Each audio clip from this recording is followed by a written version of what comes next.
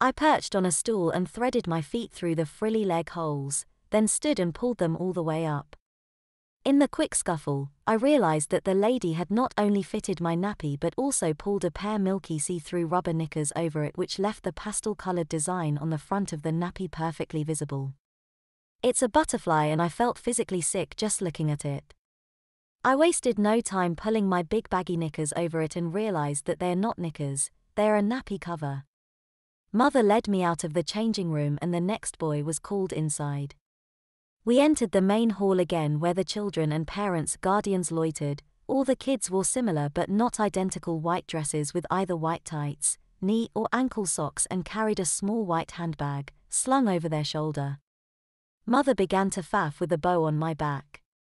"You actually look quite nice considering," she said. "Hopefully this experience will do you good." "How can this do me any good?" I asked. "Well, if you'd known that vandalizing Cooper's quarry would put you in a dress every Sunday, would you have done it?" Mother asked. I shook my head and hung it. "There you go," she said. "Do I have to wear every Sunday too?" I glumly asked. Mother nodded.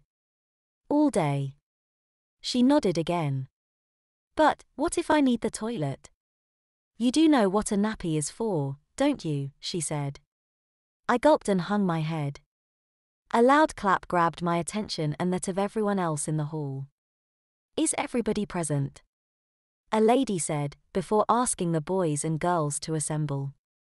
Mother shoved me forward and I did what the others did, stood in one of several rows facing forward. The lady welcomed us to Sunday school and told us that we've got lots of fun activities to look forward to, and for the benefits of those of us who are here for the first time, she listed some of the activities.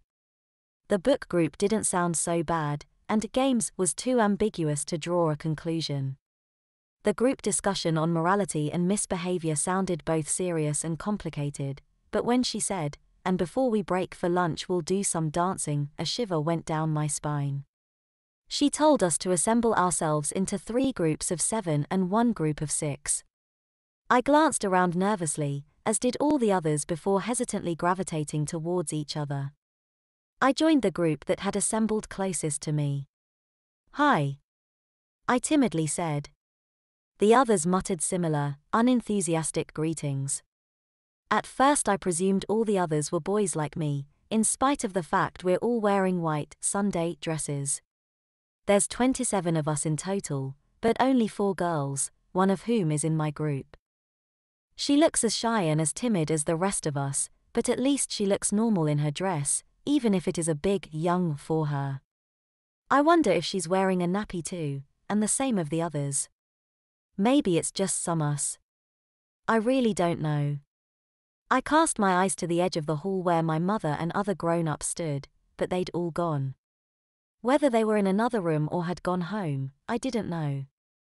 One of the staff attended our group and asked a couple of the kids if they'd enjoyed Saturday club yesterday. "Yes, miss," they humbly replied. They didn't sound very convincing. "And I understand you'll be joining our after-school club next week, James," she said to one in particular. He gulped and nodded. "Right," she said. "Why doesn't our new boy introduce himself by telling us how he came to join Sunday school?" I croaked as all eyes fell upon me.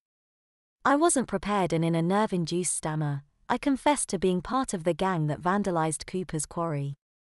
I was asked why the rest of the gang weren't here, and I stuck to my story and claimed that I didn't know them, adding that I was only one caught at the scene.